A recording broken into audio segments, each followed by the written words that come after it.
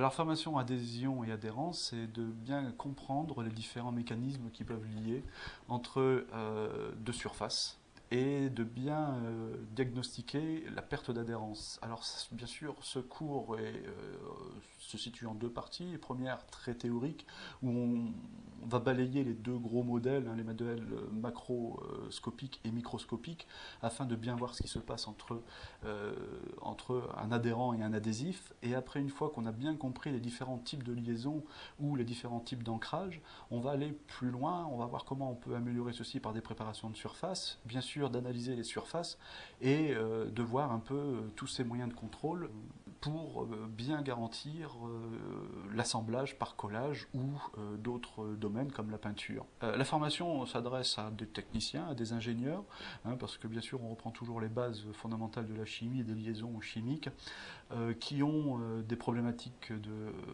d'adhérence et bien sûr de cohésion dans des assemblages.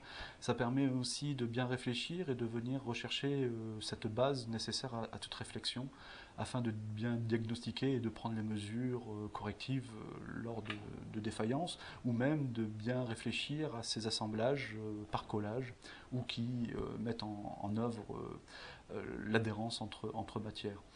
Donc c'est des gens de production, de qualité, c'est des personnes de bureaux d'études qui peuvent être intéressées par ce stage. On essaie quand même de limiter la partie universitaire en étant vraiment très pragmatique et industriel, de bien réfléchir sur les problématiques et les contraintes liées à la production.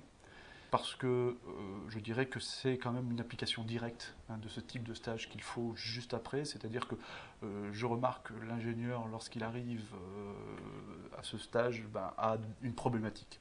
Et on va, au fur et à mesure de la découverte de différentes théories d'adhésion, il va imaginer que se passe-t-il.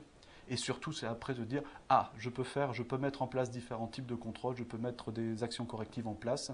Il ne faudra surtout pas oublier de sensibiliser les personnes qui vont bien sûr mettre en œuvre ceci et de sensibiliser bien sûr leur hiérarchie, sachant que la mise en place d'un plan de correction d'adhérence est souvent long dans le sens où très aléatoire, mais je l'espère apporter les notions nécessaires et suffisantes pour pouvoir expliquer la mise en place et la façon dont on va résoudre ces problèmes.